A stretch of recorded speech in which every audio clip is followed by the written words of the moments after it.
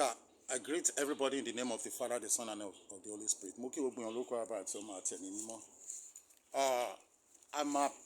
I'm using this video to appeal to our government in Nigeria and our religious leaders.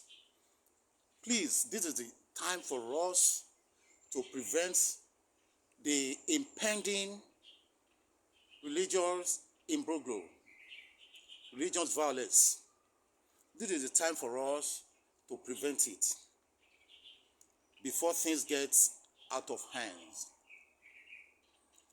These fanatical Islamic clerics, especially from Ilorin, they must be cautioned. They must be interrogated. They must be cautioned. It's getting too much. These people are going to cause religious violence. These fanatical Islamic clerics in Ilorin, they are going to cause religious violence, especially in Yoruba land. We are saying it now. Many people think it's a child's play. They turn their deaf ears to this clamor. They turn their blind eyes to this appeal.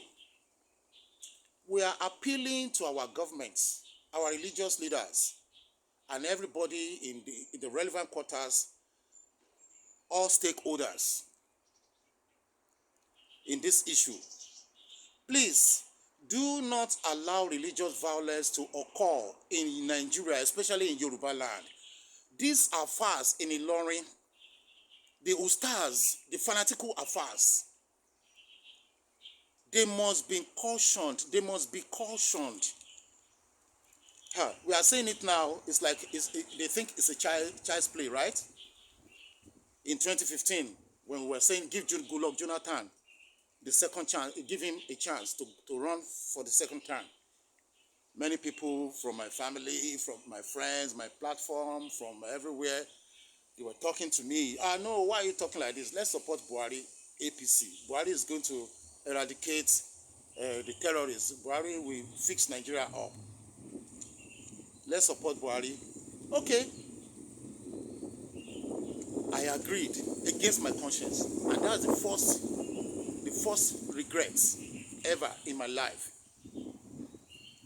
That I walked against my conscience, because my conscience tells me that Goodluck Jonathan is the man in 2015. But because of my friends, my family, and everybody, my families in the APC party, my friends in the APC party, okay, I said, okay. I will use my platform to promote Buhari, and I did. But look at Nigeria today. Look at where the administration of Buhari led us. Look at what is happening in Nigeria today. Look at the problems, the challenges inherited by President Bola Ahmed Tinubu. Look at it. And I've made a vow that I will never walk against my conscience anymore. We were saying it that time, that let Goodluck Jonathan continue. But people said no. Some people called him a drunkard. They called him Ologogoro. Ẹni tó ń mu ògógóró tó dẹ̀ ń fix ìlú yín tí ìyà ò jẹ yín tó bó ṣe jẹ wá nísìn. Àtẹni tí ò mu ògógóró tó jẹ́ àfà, tó jẹ́ president wa, tó jẹ́ ẹlẹ́sìn, tí ò mu ògógóró, tí ò ṣe nǹkan, tó wá mú gbogbo ẹ̀ dojúrú ta ló dáa jù náà méjì, èwo lẹ fẹ́? Wọ́n ní Goodluck Jonathan, they call Goodluck Jonathan Ogogoro man. Did he drink ogogoro with your mouth? Look at Nigeria when Goodluck Jonathan was there, the 6 years of Goodluck Jonathan, and compare it to 8 years of Buhari. So when we are telling you something, you will think we are non-entities. You think we don't know what we are saying. Okay, we are saying it now. Our government should checkmate these fanatical Islamic scholars, Islamic affairs, imams, the fanatics among them. Our government should stop them now and control them now before they create religious violence, especially in Yoruba land. À ń sọ nísìn kí àwọn ìjọba wa kan tètè dá sí ìwà tí àwọn àfà Ìlọrin tó ń wù, àwọn Ustaz Jamiu, àwọn alákatakítí, ìwà tí wọ́n ń wù, ẹ tètè pè wọ́n sí àkíyèsí nísìn, wọ́n á bà nǹkan jẹ́. President Bola Ahmed Tinubu, ẹ má ẹ̀kan bà ìjọba yín jẹ́ o. Ẹ ti inherit many challenges already, then fix. Ẹ má jẹ́ kí ìjà ẹ̀sìn kó tún wá join ẹ̀ mọ́ o. Look at me now. I have Muslims in my family. I have Muslims in my community. Even anytime I go home, my community members will come home to welcome me, to greet me. They will pray. Muslims will pray. Christians will pray. During Salah, I do celebrate with them. And during Christmas, they come to celebrate with me. The Muslims. That is love.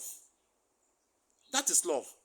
Tí n bá lọ lé nísìn, tí n bá lọ lé, àwọn community mi, wọ́n wá kí mi, wọ́n á ṣàdúrà. Mùsùlùmí á ṣàdúrà. Christian náà á ṣàdúrà. Èmi àti ẹ̀ tún máa sọ wípé ẹnìkan òun ló máa jẹ ṣéwo, ẹjẹ́ á fi jẹ ṣéwo community wa o. Mi ò against Islam. Mi ò against Islam. Lóòótọ́ ní community kò sí bẹ́ẹ̀ ṣe máa wà ní community tẹ́ ẹ̀ ní bára yín jà, ẹ̀kan máa bára yín jà, àwọn kan wà tán máa jà, but ẹ̀ tún ṣe máa parí ẹ̀, and life goes on. Ìfẹ́ nìyẹn, àti Muslim o àti Kristẹni. Ìfẹ́ la fi ń bára ṣe. Tí Muslim bá ń ṣe Salah, a máa lọ bá wọn ṣe. Tí Christian bá ń ṣe Christmas, a máa lọ bá wọn ṣe. Ìfẹ́ nìyẹn.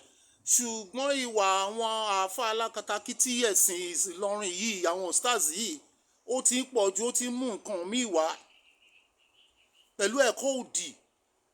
Tí wọ́n bá fẹ́ ṣe wáàsí tàbí tí wọ́n bá fẹ́ ṣe nǹkan kan, wọn ò lè ṣe kán má condemn Christianity tàbí kán condemn Jésù Kristi, kán blaspheme Jésù Kristi, kán máa mú irọ́, kán máa pa irọ́. These people are charlatans. They don't know what they are saying. Wọ́n á ta sẹ́lẹ̀sì ṣẹ̀ṣe, wọ́n á ta sí onígbàgbọ́. Àwọn àfáà yìí náà ṣáá ni. À ń sọ nísìnyí, ẹ̀yin ìjọba, ẹ̀yin tẹ́ wà ń bẹ̀, kọ́nàkọ́nà yọ ọmọ ẹ̀gá jẹ, ìjà ń bọ̀, ìjà ìdé o.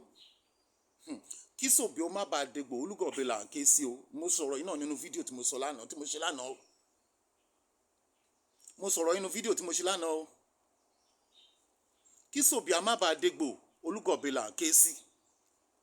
Ó ń bọ̀ àwọn là á dẹ́dẹ̀, ṣùgbọ́n láyè sin ojú là ń mú tó.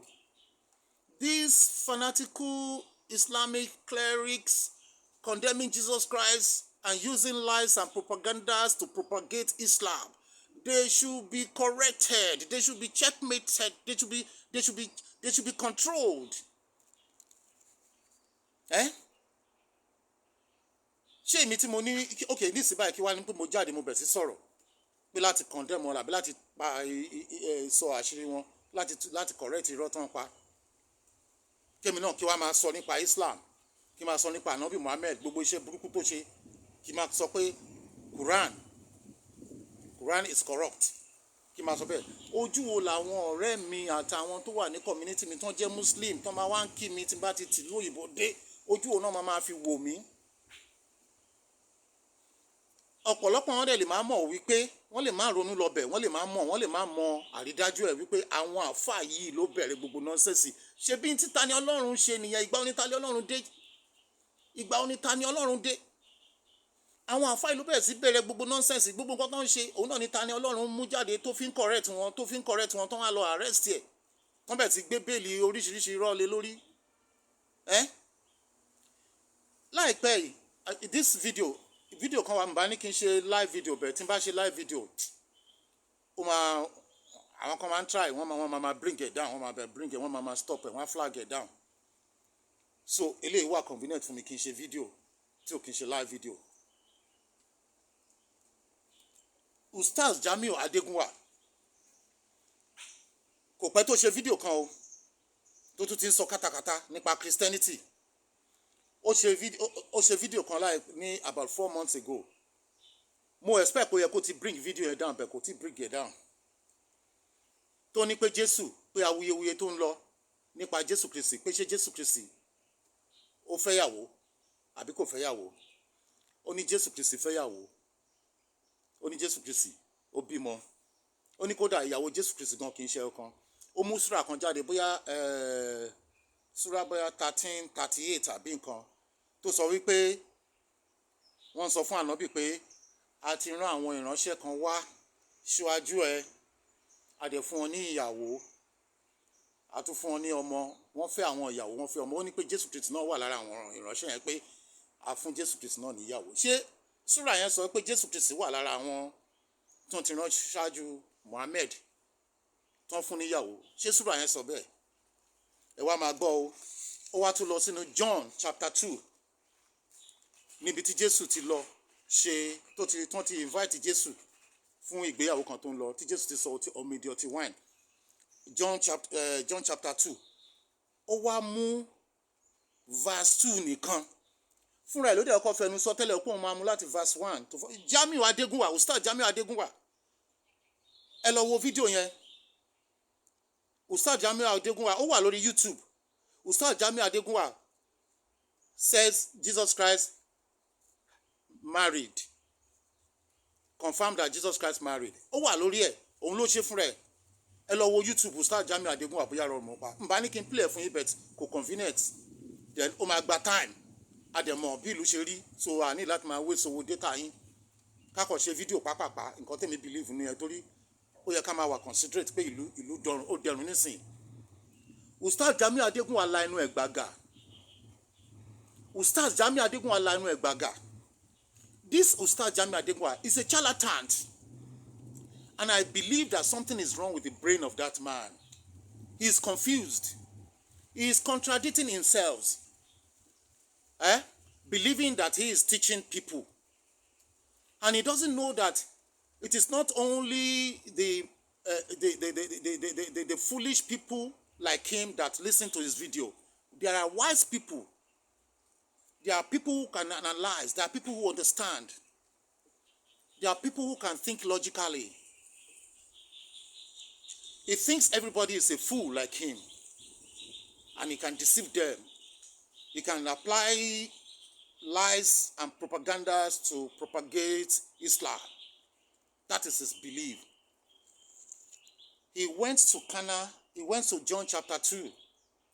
John chapter 2, verse 2. It was where Jesus Christ changed water to wine. Jesus Christ was invited to a banquet, a wedding banquet. Then Ustaz Jamiu said that, why was Jesus present at that wedding ceremony? That means that Jesus Christ is the bridegroom. And that is why he turned water to wine. That Jesus Christ was the bridegroom in that chapter. Can you see that lies and propaganda? And this man is a charlatan. Ustaz Jamiu Adegunwa is a charlatan. Let me tell you the truth. Let me tell you the truth. Listen to John chapter 2, where he used to propagate his lies. On the day, John chapter 2, I'm reading from verse 1. On the third day, a wedding took place at Cana in Galilee. Jesus' mother was there. Then, verse 2, and Jesus and his disciples had also been invited to the wedding. Jesus and his disciples were also invited to the wedding. Can I say that I'm the bridegroom and I'm having my wedding ceremony and invite myself? Is it possible for me to invite myself to my wedding ceremony? But this stupid Ustaz, I'm sorry to call him stupid because he's really stupid, and he also causes us. He also abuses us. He also causes us. He calls us fools. He calls us stupid. Yes, there are evidences. So if I call him, if you live by Nana, you die by Nana. You abuse me, I abuse you back. Forget about the story in the Bible that when Jesus said, when they slap you this side, you turn the other side. Forget about that. These people will not stop if you believe in that. If you don't lose your grip on that teaching, on that mentality. These people will abuse you and turn you to a fool. Jesus Christ was invited. Ustaz Jamiu Adegunwa ó sọ wípé Jésù Kristi ní ọkọ ìyàwó, pé kí ló dé tó yẹ pé Jésù Kristi ó ṣe lọ sí wedding yẹn tó yẹ pé ó wá yí omi padà sí ọtí wáìnì. Ó tún yí ọ̀rọ̀ mọ́ra ẹ̀ lẹ́sẹ̀ torí aláìmọ̀kan ni, aláìlóye ni. Ustaz Jamiu Adegunwa ó ní Jésù ó fẹ́ yàwó. Ó pọ̀ bẹ́ẹ̀ oríṣiríṣi kan pọ̀ bẹ́ẹ̀ torí àsìkò kí má bàa gbà yín lákòókò. Ẹ wá máa gbọ́ nǹkan tí John chapter 2 sọ o. Nǹkan tó ń kà yẹn, John chapter 2, máa kà again. On the third day, a wedding took place at Cana in Galilee. Jesus' mother was there, and Jesus and his disciples had also been invited to the wedding. Wọ́n ní wọ́n invite Jésù Kristi àtàwọn ọmọ ẹ̀yìn ẹ̀ wá sí wedding yẹn. Ustaz Jamiu Adegunwa wá sọ pé Jésù Kristi gangan ni bridegroom yẹn. Tó yẹ pé Jésù ni bridegroom yẹn, ṣé wọ́n máa kọ́ síbẹ̀? Ṣé wọ́n máa sọ pé wọ́n invite ẹ̀? No. Ẹ jẹ́ ká fọpọlọ gbé. Mo fẹ́ ṣe wedding, mo tún wá invite ara mi, mo tún wá ń collect, mo tún wá ń ṣe gbogbo ẹ̀, mo tún wá invite ara mi. Let's go on. Gbogbo irọ́ tó pa. Then, verse 3. When the wine was gone, Jesus' mother said to him, "They have no more wine." Jesus' mother said to him, "They have no more wine." Ó wá ń sọ wípé, pé ṣé kìí ṣe Jésù ni ó ń ṣe wedding ni? Pé torí ẹ̀ pé Jésù ló ń ṣe wedding, torí ẹ̀ níyà ìfowópamọ́ wípé ọtí ti tán o. Ìyẹn náà fi ń confuse àwọn tí ò ní mọ̀, tí ò lóye bíi ti tẹ̀yìn náà, bíi tara wọn náà, táwọn náà tán máa sọ rubbish. Ẹ wá máa gbọ́ o. Kẹ́ máa mọ àbòsí tó ń ṣe alágàbàgebè wọn, ẹ máa gbọ́ o. And his mother said to him, verse 3 again. Let me take it from verse 3 again. When the wine was gone, Jesus' mother said to him, "They have no more wine." Then number 4, verse 4. "Dear woman," Jesus will reply, "Dear woman, why do you involve me? Why do you involve me?" Ṣé tó wáyé pé Jésù ló ń ṣègbéyàwó, ṣó máa sọ fún ìyá ẹ̀ pé, "Why do you involve me?" Jesus answered his mother, "Dear woman, why did you involve me? It's not my business. I'm not the bridegroom. I'm not the one having the wedding ceremony. Why do you involve me? Why do you involve me?" Ustaz Jamiu Adegunwa kò rí bẹ́ẹ̀ yẹn point o. Ó dẹ̀ náà òun mọ Bíbélì o, torí ó ń parọ́. Ṣé rí pé orí àwọn people ti gbalẹ̀? Ó ní Jésù Kristi ló ń ṣègbéyàwó níbẹ̀, pé Jésù Kristi ni bridegroom, òun ni ọkọ ìyàwó. Pé Jésù Kristi ni ọkọ ìyàwó. Ṣé tó bá jẹ́ pé Jésù Kristi ni ọkọ ìyàwó, ńgbà tí ìyá Jésù wá bá Jésù pé ọtí wọn tán máa mú bẹ́ẹ̀ máa ti tàn. Ṣó yẹ kí Jésù sọ pé kí ló kàn mí? Kí ló fi ìyá èwo ló kàn mí náà? Kí ló dé tẹ́ fi ń bá mi sọ báyìí? Kì í ṣọ̀rọ̀ tèmi. Jesus said, "Why did you involve me?" Ṣé tó bá jẹ́ pé Jésù Kristi ló ń ṣègbéyàwó, ṣó máa sọ bẹ́ẹ̀? Ẹ̀dìyẹn náà mú o. Ó di ẹlẹ́ẹ̀kejì, ṣé wọn pé alákọ̀ọ́kọ́ mo ní he was invited with his disciples to prove that he was not the bridegroom, because you cannot be having a wedding ceremony and get invited again. You will have automatic invitation because you are the celebrant. That is one. Then number 2, when their wine finished, his mother came to him to tell him that their wine has finished. Then Jesus answered, "Woman, why did you involve me in this? I'm not the organizer. Why did you involve me in this?" That's number 2. Ẹ jẹ́ ká máa lọ síwájú o. Kẹ́ bá mọ̀ pé aláìmọ̀kan. Onírú ayérayé, onírú ayé ọ̀run làwọn àáfàá wèrè yìí tó ń ṣe kátikàtì yìí tó ń rò pé nǹkan tó dà làwọn ṣe. Wọ́n ṣàfẹ́ mú Christianity wálẹ̀. Kò dẹ̀ ṣeé ṣe. Ẹ lè mú Christianity wálẹ̀ láéláé, kò possible. Christianity is progressing. The gate of hell shall not prevail against it. Even ẹ̀sìn ìṣẹ̀ṣe gan pàápàá ó progress ju ẹ̀sìn Islam lọ ní ilẹ̀ Yorùbá wa tá wà lónìí. Ká má tí sọ ti abroad, ká má tí sọ ti Iran, ká má tí sọ ti Indonesia. Ẹ̀sìn Kristẹni ó progress ju ẹ̀sìn Islam lọ. Ẹ̀sìn ìṣẹ̀báyé àwọn èèyàn tí ń kúrò nínú ẹ̀sìn Mùsùlùmí, ẹ̀sìn Islam. Ẹ̀yin wèrè ya fáì náà lẹ́dẹ̀kọ́sẹ̀. àwọn èèyàn tí ń kúrò nínú ẹ̀sìn Islam nísìn wọ́n ti ń bọ́ sí oníṣẹ̀ṣe, so ẹ̀sìn ìṣẹ̀ṣe gan ó ti ń progress ju ẹ̀sìn mùsùlùmí lọ. Ẹ jẹ́ fún yín ní proof rẹ̀ ní tilẹ̀ nítọ́lọ́run níwájú Ọlọ́run bá májẹ̀mú, ẹ̀sìn ìṣẹ̀ṣe ó ti ń progress ju ẹ̀sìn Islam lọ. Ó kọ̀ ẹ́ pé abẹnu ni. Ẹ jẹ́ fún yín ní point, àti kìrìsìtẹ́nì àti mùsùlùmí kò sí, ṣàṣà ní ẹni tí kì í lọ sọ́dọ̀ àwọn oníṣẹ̀ṣe fún ọ̀nà àbáyọ. Ṣàṣà ó lójú ẹni tí kì í lọ sí ọ̀dọ̀ àwọn oníṣẹ̀ṣe, tí kì í lọ sọ́dọ̀ àwọn oníṣẹ̀ṣe fún ọ̀nà àbáyọ. Ọ̀pọ̀lọpọ̀ akọ̀gbé òkè Christian ni wá, àgbé Christian sójú, Christianity sórí, Muslim ni wá, àgbé Islam sórí, but a sì máa ń lọ sọ́dọ̀ àwọn oníṣẹ̀ṣe. Ẹ gbàdúrà fún wa, ẹ bá wa ṣe gbogbo ẹ̀, a sì máa ọ̀pọ̀lọpọ̀ wa ló ń ṣe bẹ́ẹ̀, ẹ má jà parọ́. So with that, ìṣẹ̀ṣe ò lè parẹ́, ìṣẹ̀ṣe ń progress ju Islam lọ. Ṣebí wèrè ọ̀rọ̀ tẹ́ fẹ́ gbọ́ nìyà bí? Ọ̀rọ̀ ọmọ atiro tó bá ti náà fẹ́ ra bàtà fún ìyá ẹ̀, ọ̀rọ̀ ló fẹ́ gbọ́. Ustaz Jamiu Adegunwa, ọ̀rọ̀ ló fẹ́ gbọ́. Ìwọ lọmọ sàn àti bẹ́ẹ̀ bẹ́ẹ̀ lọ, ẹ pọ̀ ẹ̀yin lọmọ sàn tó ń kó pópó báyà yín. Ẹ̀yin lẹ̀ ń jẹ́ kí àwọn èèyàn máa sọ̀rọ̀ sí Islam, ẹ̀yin lẹ̀ ń jẹ́ kí àwọn èèyàn máa fi Islam sílẹ̀. Nígbà tẹ́ bá ń ṣe wèrè yín báyìí nísìnyí, wọn ò ní correct yín o. Mo ti mú méjì wá o, point méjì wá láti sọ wípé Jésù Kristi kọ́ ni bridegroom o, ètí Ustaz òun kọ́ ni ọkọ ìyàwó, ètí Ustaz Jamiu Adegunwa tó ń sọ o. Ó ń twist ọ̀rọ̀ Bíbélì ní o. Bẹ́ẹ̀ náà lẹ́nu Ọlọ́run ṣe máa twist ìgbésí ayé ẹ̀.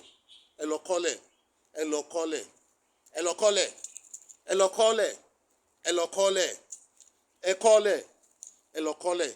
Bí ó ṣe ń twist ọ̀rọ̀ Bíbélì yẹn, Ustaz Jamiu Adegunwa tó ń parọ́, tó ń twist ọ̀rọ̀ Bíbélì, tó ń condemn iṣẹ́ rere tí Jésù ti ṣe, bẹ́ẹ̀ náà ni Ọlọ́run ṣe máa twist ìgbésí ayé Ustaz Jamiu Adegunwa. Ẹ lọ kọ́lẹ̀. Mi ì ṣépè fún o, mi ì ṣépè fún, bó ṣe máa rí nìyẹn. Ẹ lọ kọ́lẹ̀. Ó máa twist ẹ̀ tó ẹ kó máa wà confused. Now let me go on.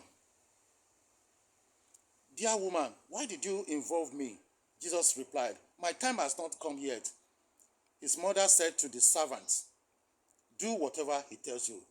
Nearby stood 6 stones, water jars, the kind used by the Jews for ceremonial washing, each holding from 20 to 30 gallons. Jesus said to the servants, fill the jars with water. So they filled them to the brink. Then he told them, now draw some out and take it to the master of the banquet.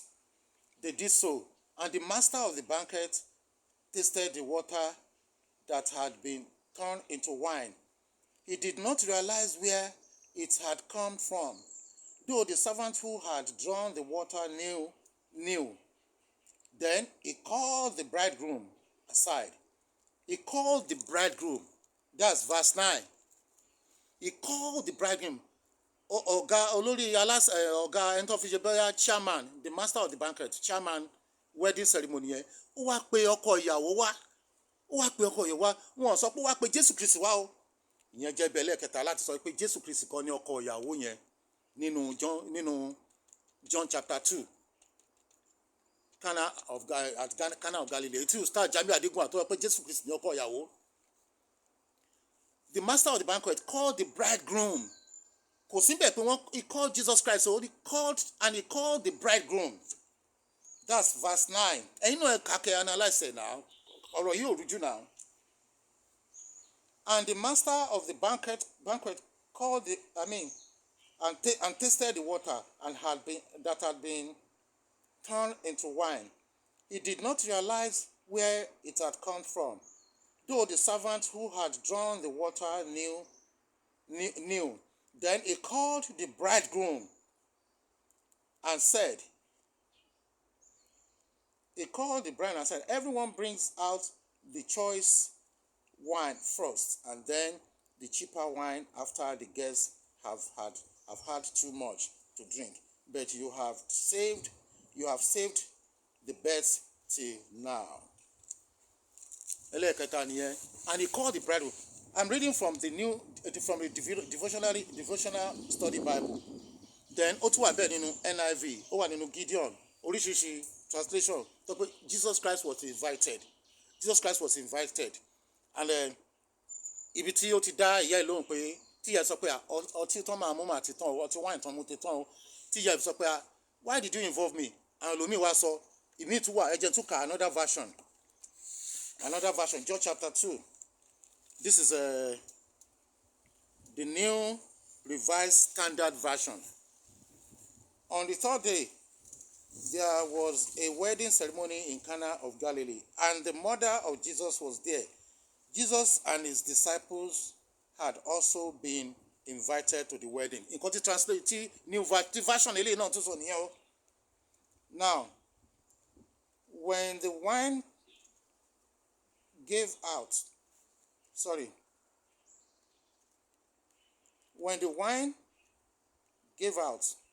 the mother of Jesus said to him, they had no wine. And Jesus said to her, woman, what concern is that to you and to me? Another version, Jesus replied in the mother, woman, what concern is that to you and to me? I'm not the bridegroom. You are not the èmi kọ́ ni mò ń sọ, èmi kọ́ lọ́kọ ìyàwó, ìwọ kọ́ ni ìyá ọkọ. So kí ló kàn ẹ́ pé ọtí wọn tán àbí kò tán? Tí Jésù sọ fún ọ nìyẹn. Ó mì pé Jésù Kristi kọ́ ló ń ṣe ìgbéyàwó. Ẹni wèrè Ustaz Jamiu Adegunwa ló wá sọ pé Jésù Kristi ló ń ṣe ìgbéyàwó. Ṣé rí gbogbo nonsense yẹn? Ó pọ̀ bẹ́ẹ̀. Kákan má kan sọ̀rọ̀. Ìkan tó tún sọ wípé Bíbélì ó tún sọ ìkan náà, ó tún ṣe program kan náà tó ní Bíbélì ti sọ wípé Isaiah chapter 5 tí Ustaz Jamiu tó ti sọ̀rọ̀ katakata tó ti sọ̀rọ̀ rubbish.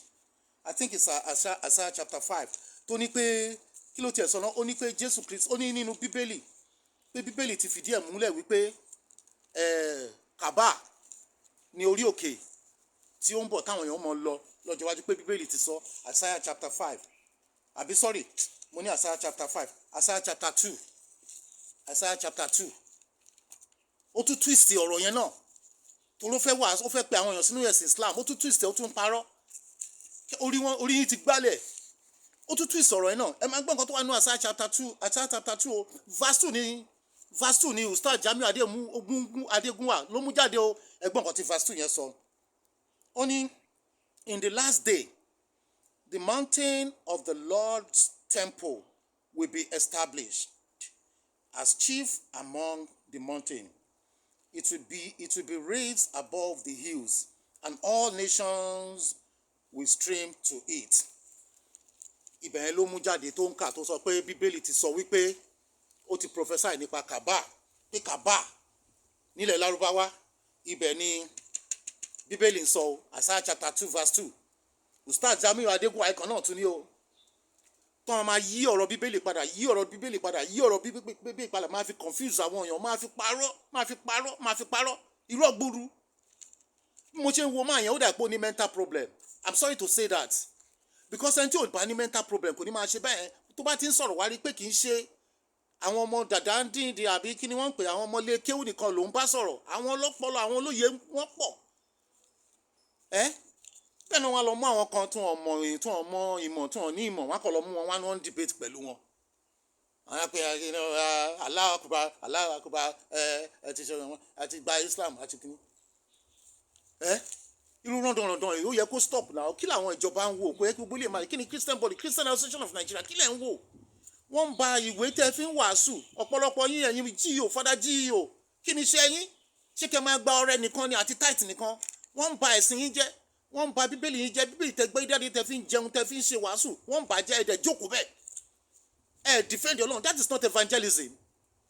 Defend ọ̀rọ̀ Ọlọ́run yẹn. All you know is about offering, tithe, offering. Ẹ máa pe owó. Wọ́n dẹ̀ ń ba Christianity jẹ́. Wọ́n ń ba Bíbélì tẹ́ gbé dání tẹ́ fi ń teach tẹ́ fi ń pa àwọn èèyàn sínú ìjọ yín. Wọ́n ń bàjẹ́ ẹ̀dẹ̀ jókòó ẹ̀dẹ̀ ṣe ọkàn.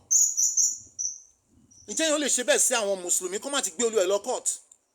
Ẹ̀wọ̀n kan tán fi ojú ta ni Ọlọ́run rí. Àwọn ló dé ọkọ bẹ̀rẹ̀ o. àwọn ló bẹ̀rẹ̀ ẹ̀wọ̀n kan tó ń ṣe fún Tani Ọlọ́run. Ẹ̀wọ̀n kan ṣe ń threaten àwọn tó tún dìde tó jẹ́ Christian tó tún support tó tún correct wọn. Tó ń debunk lies wọn. Ẹ̀wọ̀n kan ṣe ń threaten wọn. Ẹ̀wọ̀n evangelist Noah ẹ̀wọ̀n kan ṣe ń threaten ẹ̀ tikutiku tikọ́ọ̀tù. Àwọn á máa bà Christianity jẹ́, wọ́n máa bà ìṣẹ̀ṣe, wọ́n máa bà ẹ̀sìn ẹlẹ́sìn jẹ́, kò sẹ́ni tó máa threaten wọn. Tẹ́nìkan bá dìde tó bá debunk irọ́ wọn tó ń correct wọn, wọ́n á máa fi kú threaten ẹ̀, wọ́n á máa sàásì, wọ́n á máa fi court threaten ẹ̀. Kí lẹ́yìn pastor, kí ni Christian Association of Nigeria wà fún? What is your duty? Kí ni Pentecostal Fellowship of Nigeria wà fún? What is your duty? Somebody is telling lies like this and you ẹ sọ pé ẹ mọ̀. Ó ń parọ́, ó fi Bíbélì parọ́. Ó ń yí ọ̀rọ̀ Bíbélì padà. Tó ló fẹ́ pa àwọn èèyàn sínú Islam, ẹ dẹ̀ dúró síbẹ̀ ẹ dẹ̀ ṣe nǹkan. Àwọn àfáà yìí náà ló máa bẹ̀rẹ̀. Ẹ wò gbà táwọn Ọlọ́ṣun lọ bọ Ọ̀ṣun ní odò Yemọja. Wọ́n lọ attack wọn, wọ́n fẹ́ máa lẹ̀kúta mọ́ wọn. Ọlọ́pàá ò gbé wọn. Àwọn Ọlọ́ṣun yẹn ò sù wọn. Lẹ́yìn ìgbà yẹn ni àfáà Òkútagídí àti gbogbo wọn wá kóra jọ. Wọ́n lọ sí odò Yemọja yẹn. Wọ́n náà fẹ́ lọ ró omi yẹn. Wọ́n kó Kùránì dání. Wọ́n náà kó tírà dání. Wọ́n fẹ́ lọ ró omi yẹn. Torí pé àwọn oníṣẹ̀ṣe, àwọn Ọlọ́ṣun tó lọ ń bọ Ọ̀ṣun yẹn, wọ́n fẹ́ lọ ró omi yẹn kó tó di pé Ọlọ́run wá fi agbára ẹ̀ hàn. Ó rọ òjò lé wọn lórí. Wọn ò rí omi yẹn ró lọ́jọ́ yẹn. Wọn ò rí omi yẹn ró lọ́jọ́ yẹn. Ṣé yẹn bójú mu? Wọ́n fẹ́ lọ ró omi tó wúlò fún gbogbo èèyàn, táwọn àgbẹ̀ ń lò, táwọn ẹranko máa mu, táwọn onímàálù máa mu, omi tó ń ṣàn lọ tó yẹ pé ó ṣàn kọjá ibi tó yẹ pé wọn ò tiẹ̀ nímọ̀ pé wọ́n ti ro tán máa lo omi yẹn tí nǹkan máa lọ ṣe wọ́n. Ṣé yẹn bójú mu? Báwo la ṣe ń ṣe bí wèrè báyìí ná? Àwọn kan dẹ̀ gbéra àwọn níjọba àwọn ní mùsùlùmí Ìlọrin Kùránì náà fi tẹ̀ lọ́rin dó. Á lọ ró odò wọ́n dẹ̀ kóra wọ́n dẹ̀ lọ sétí odò yẹn, wọ́n dẹ̀ fẹ́ lọ ró omi yẹn lọ́jọ́ yẹn kó tó di pé Ọlọ́run rọ òjò lé wọn lórí tí wọ́n fi rí ṣe. Ṣé Kùránì nìkan náà fi ró omi yẹn? Ẹ máa tanra yín. Ṣé Kùránì ni wọ́n fi ń ró omi? Tán bá fẹ́ yìnbọn sí ẹ, ṣé Kùránì wà gbé dání àbí Bíbélì wà gbé dání? Ẹ máa tanra yín. Àfi Ọlọ́run lè ṣe, Ọlọ́run lè yọ ẹ, ó lè kó ẹ yọ ìyẹn ó possible, but nǹkan bẹ tọ́nà fẹ́ lọ ró omi yẹn. Táwọn Òkútagídí, àfáà Òkútagídí wọ́n kóra wọn náà fẹ́ lọ ró odò yẹn. Kán fi nǹkan ṣe àwọn èèyàn tó bá ti débẹ̀. Ǹjẹ́ ọlọ́pàá mú wọn? Ǹjẹ́ arrest wọn? Ǹjẹ́ nǹkan tó fẹ́ tán ṣe yẹn ǹjẹ́ ó dáa? That is wickedness because of religion tí ò bring technology kankan. Òkútagídí yẹn ló wà lọ́rùn arrest yàn nísìnyí. Look at ẹ wo judiciary system ní Nàìjíríà, ẹ wo law ní Nàìjíríà. Ẹni tó yẹ kán arrest òun ló lọ́rùn arrest yàn. Kí ni God tó ní tó fi sọ pé wà lọ ró omi? Kí ni ó yẹ kó àwọn ọlọ́pàá gbé ẹ kó wá ṣàlàyé? Ṣé Quran ló ní odò yẹn ni? Ṣé Islam ló ní odò yẹn? Wọ́n pe odò lódò Yemọja. Kí Quran tó dé, kí Islam tó dé, lomi yẹn ti ń exist, ní river yẹn ti ń exist. Àwọn Ọlọ́ṣun wa lọ sí Ọ̀ṣun wọn bẹ̀, ẹ wá nípa ẹ fẹ́ lọ ró omi yẹn, ẹ fẹ́ lọ poison ẹ̀, kó máa bà àwọn èèyàn jẹ́, kó máa ṣekú pa àwọn èèyàn. Ṣé kìí ṣe murder case ló yẹ kán arrest àwọn people yẹn for attempted murder? Ṣé kò yẹ kán gbé Òkútagídí yẹn ẹ wá fi wọ́n lẹ̀? Òun náà ni Ustaz Jamiu Adegunwa ló ń ṣe nonsense ibi tó kà ní bíbá yìí tó ní pé Bíbélì ti predict pé orí òkè yẹn ilẹ̀ Lárúbáwá ni òun ni Kaaba. Ẹ máa gbọ́ o kẹ́ bá mọ irọ́ tó ń pa. Ó mú verse 2 of Isaiah chapter 2, ó kàn mú verse 2 jáde. Ẹ jẹ́ ká kà láti bẹ̀rẹ̀ kẹ́ wá mọ̀ nǹkan tó ṣẹlẹ̀. This is what Isaiah son of Amos saw concerning Judah and Jerusalem. Concerning Judah and Jerusalem. It's not concerning Kaaba. It's not concerning Mecca and Medina. Báwo lẹ ṣe ń parọ́ báyìí torí Ọlọ́run? It's not about Mecca and Medina. It's about Judah and Jerusalem. But he just pick it from verse 2. Isaiah chapter 2. He pick Isaiah chapter 2, verse 2. To confuse people. To use lies and propaganda to propagate this Islam.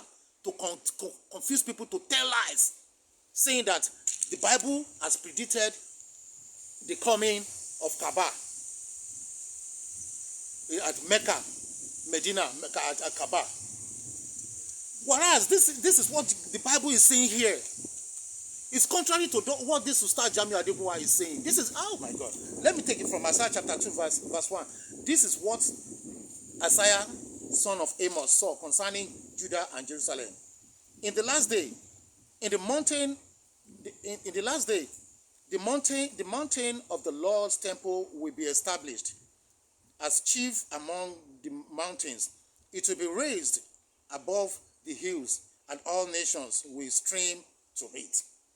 Many people will come and say, "Come, let us go up to the mountain of the Lord of the God of Jacob. He will teach us his ways, so that we may walk in his path. The Lord will go out from Zion, the word of the Lord from Jerusalem. Jerusalem. He will judge between the nations and will settle dispute for many people, and their spears into pruning hooks. Nations will not take up sword against nations, nor will they train for war anymore. Come, O house of Jacob, let us walk in the light of the Lord." That is what the Bible is talking about here. It's talking about Jerusalem, Judea, but this affair says it's talking about Kaaba. Is Kaaba mentioned in this? Is Kaaba mentioned here? But the Bible is evidence here, because the Bible mentioned the particular place this passage is referring to, and it is Jerusalem and Judah. So why are these people lying? I can go on and on and on and on and on. There are a lot of them. There are a lot of their lies, propaganda. There are lots of videos from these affairs. There are a lot of their lies and propagandas, all because of Islam, because they want people to come to Islam. If you want people to come to Islam, take the due process, take the due course. Let it be genuine, let it be real. Preach the truth, not propagandas and lies. He was saying that Jesus Christ was the bridegroom in John chapter 2, John chapter 2, at the Cana of Galilee, where Jesus changed water to wine. Ustaz Jamiu Adegunwa was telling people in his video that Jesus Christ was the bridegroom. That if Jesus Christ was not the bridegroom, why did he turn water to wine? Can you just imagine that stupidity, that stupid questions? Whereas the answers are in that book, in that passage, John chapter 2. Jesus Christ was not the bridegroom. He was invited. How can a bridegroom invite himself to a party, to a wedding ceremony? Jesus Christ and his disciples were invited. Then again, when the wine finished, Jesus Christ, that is Mary, the mother of Jesus Christ, came to Jesus Christ and said, their wine is finished. No more wine. They have run out of wine.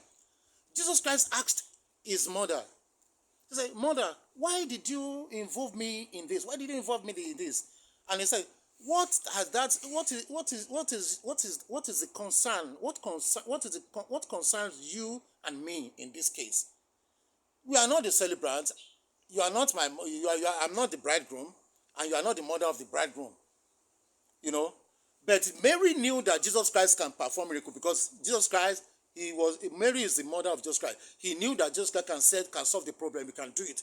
That is why he came to Jesus Christ. And that was one of the first miracles performed by Jesus Christ. And Jesus Christ changed water to wine. And again, the master of the banquet came to the bridegroom. The bridegroom, not Jesus Christ.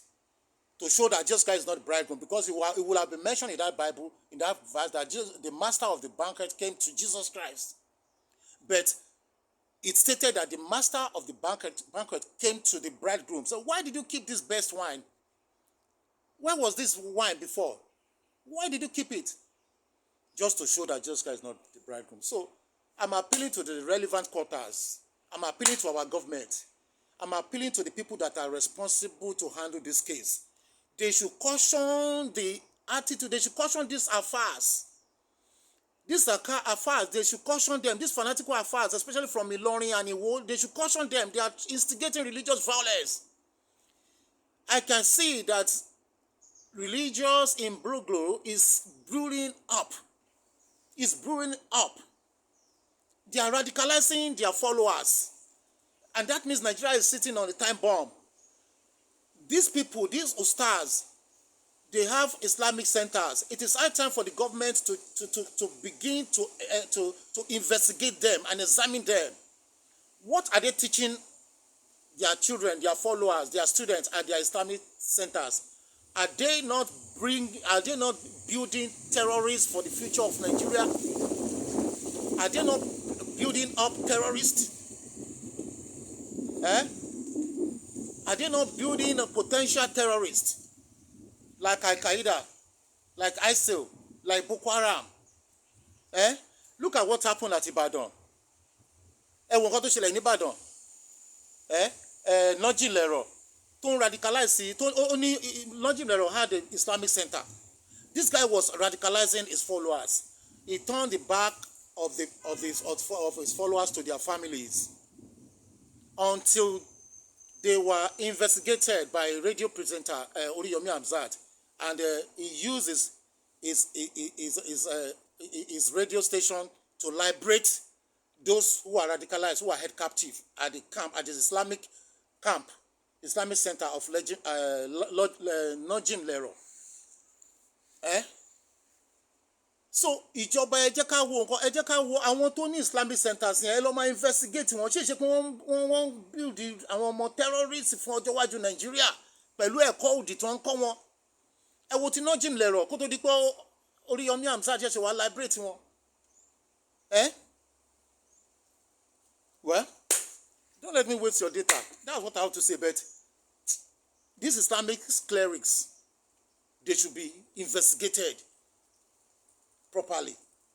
They should be cautioned. Look at what Ustaz Jamiu Adegunwa is saying. This man must be arrested. Ustaz Jamiu Adegunwa. Wọ́n pọ̀ bẹ́ẹ̀ àti ní àní dárúkọ. But kò sí bó ṣe máa dákẹ́ tó máa dákẹ́ tó àfọwọ́fà àkóńlẹ̀ àfẹnujá kọ́ máa jàmpla ẹ̀kọ́ òdì kọ́ máa fi wàásù kọ́ máa wàásù ẹ̀kọ́ òdì teaching òdì kọ́ máa ṣe kò sígbà tí gbogbo ilé ìtàn kò sígbà tí yàn ní dárúkọ wọn fún ẹ̀rí. Nbà ní kí n play video yẹn but ó máa take time. Video ibi táyé Ustaz Jamiu Adegunwa sọ pé Jésù Kristi ó fẹ́yàwó bímọ ó ṣe gbogbo ẹ̀ tó wá lọ ń misquote nǹkan tó wà ní John chapter 2 kò wá kàdélẹ̀ ibi tí wọ́n ti sọ pé wọ́n invite Jésù Kristi ni kò rí o. Ó ní Jésù Kristi ló ń ṣègbéyàwó mẹ́rin òun lọ́kọ ìyàwó. Ṣé ọkọ ìyàwó á tún máa invite sí ara ẹ̀ sínú kínní? Ibi tí wọ́n ti wá bá tí ìyá Jésù ti wá bá Jésù sọ pé wáì tó fi tí pé wáìnì wọn mà ti tàn tí ìyá Jésù sọ pé ìyá kò sí ètò kan wà nù gbogbo yẹn àwa kọ́ là ń ṣe kínní kò rí yẹn o. Ibi tó lórí alága tó ti wá bá alága ìyàwó tó ti wá bá alága ètò ìgbéyàwó tó ń ṣe tó ti wá bá ọkọ ìyàwó tó wọ́n lọ bá ọkọ ìyàwó kì í ṣe Jésù ló lọ bá ọkọ ìyàwó ló lọ bá ọ tó ní pé ibùlẹ̀ gbé ọtí wáìnì tó dá báyìí sí tẹ́lẹ̀tẹ́lẹ̀ kò rí yẹn sọ o. In fact, well, ẹ máa ṣe mo fẹ́ kẹ́ mọ̀ Christianity ò ṣe é parun. Christianity kò ṣe é parun. Àdẹ̀ ní títorí ìwà wèrè ẹ̀yin alákatakítí ẹ̀sìn yìí ká wá nípa àwọn mùsùlùmí wa tó jẹ́ ọ̀rẹ́ ká wá kọ̀yìn sí wọn. Àní kọ̀yìn sí wọn àní hate wọn. Bẹ̀tà ó máa sọ òótọ́ bó ṣe rí ire o.